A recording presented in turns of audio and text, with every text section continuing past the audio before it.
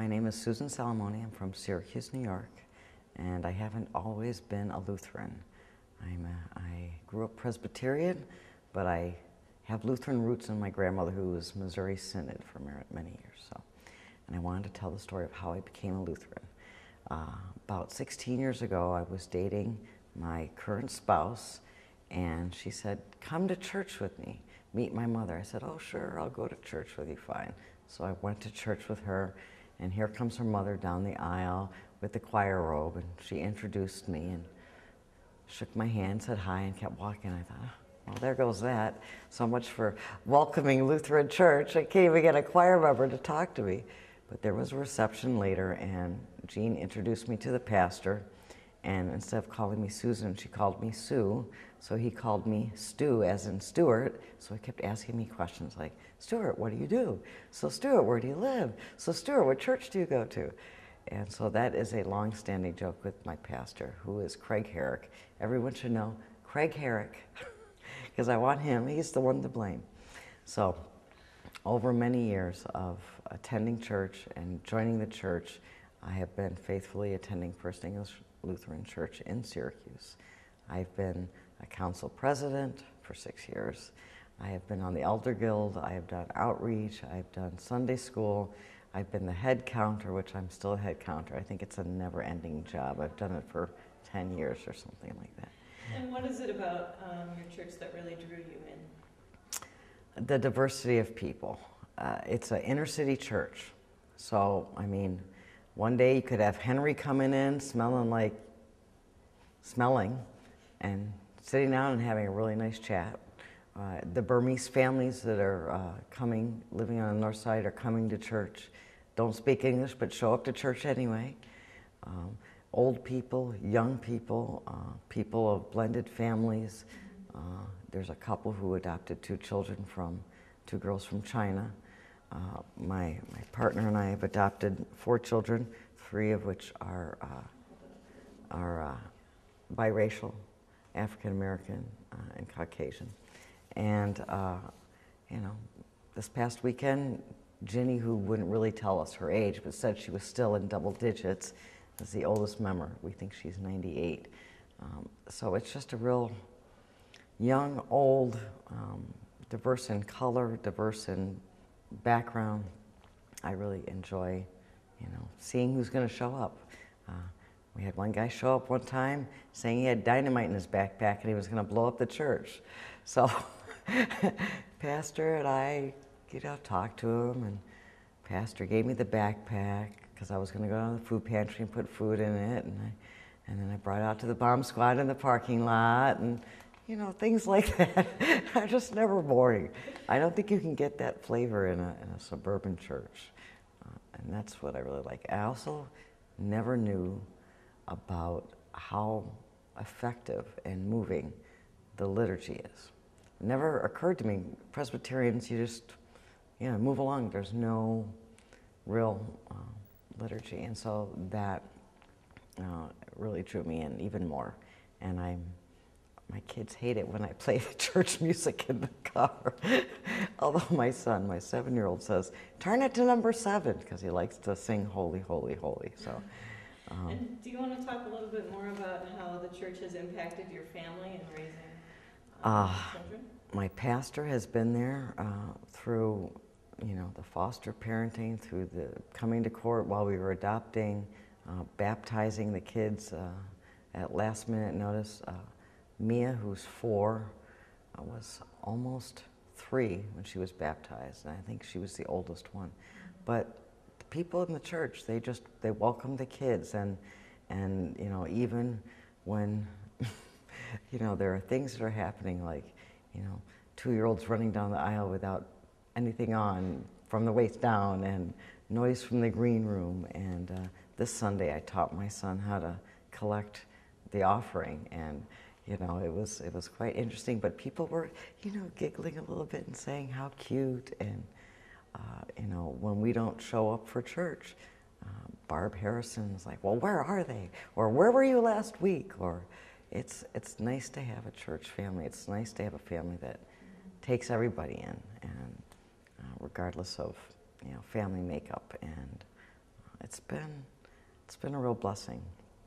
And I enjoy having something that I can go to, weekly, or sometimes more than weekly if, I help out here and there and do things around the church. It's a good place to go, and it's never a dull moment. I mean, it's not dull at all, and I think that's the exciting part of it. And when new people come in, whether they're from St. Joe's just getting out of the psych ward, and we have one gentleman who comes regularly, but he will often stand up in the middle of the service and start yelling not so nice things. But he's a good-hearted guy. He always saying, "Where's that son of yours?" And people bringing food for after church, and tuna fish sandwiches or chicken sandwiches or chocolate chip cookies or cheese and crackers. And it's a real community, and it's small. I mean, active members maybe 40 to 50, but it's a tight-knit group, and that's what keeps us going back. And as long as there's still money, although the finances aren't great, as it is a lot of places, as long as there's money, and as long as the doors are open, we'll still be going there. And you mentioned that you had something to do with the sexuality study? I have been on that task force for 7 years. And it's all Pastor Herrick. I said that again, Pastor Herrick's fault. When they started the study up, they had gotten people to come to the first meeting, and my pastor read about it online and said, you should email them about your family, and if they have any questions, they can call you.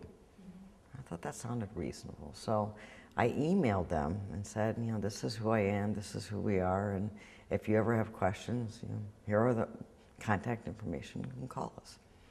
So then I did get a call saying, how would you like to replace a member? So after the first meeting, I was a replacement member of the task force. And when I started on the task force, we had one child.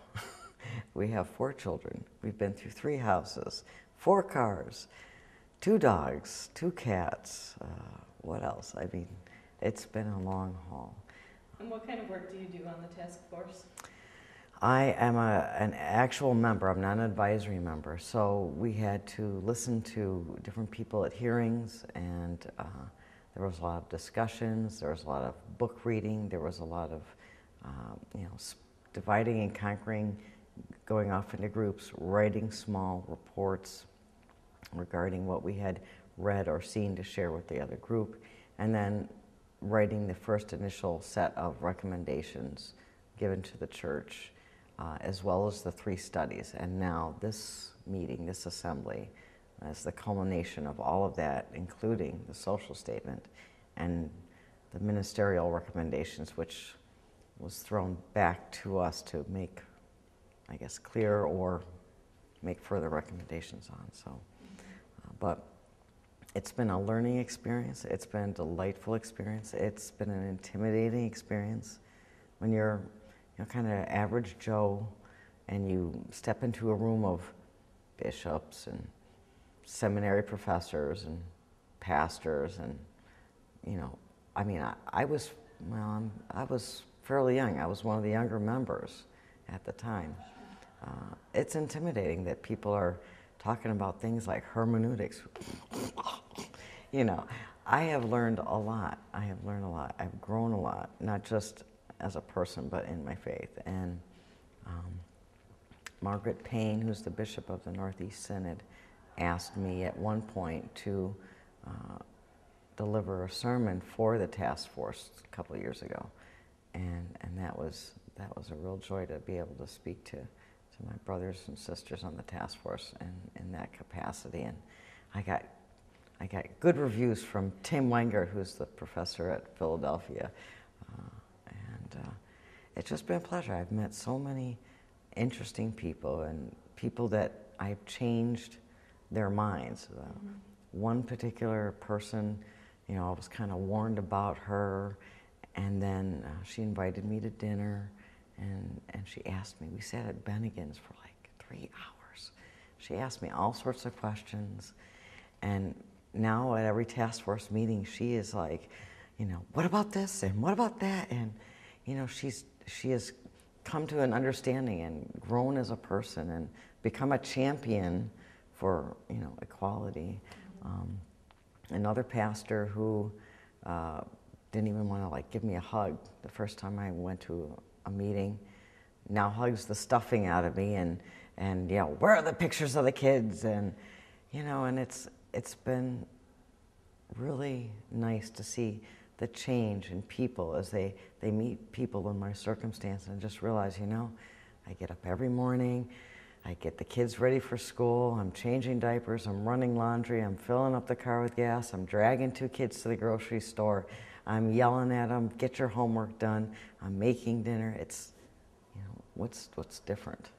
You know, it's, yeah, what's different about my life, and they have weathered the storm of ups and downs, layoff in the family, death of my spouse's father passed away this year, a layoff with her this year, ups and downs with the kids having disability issues because of their birth parents using drugs.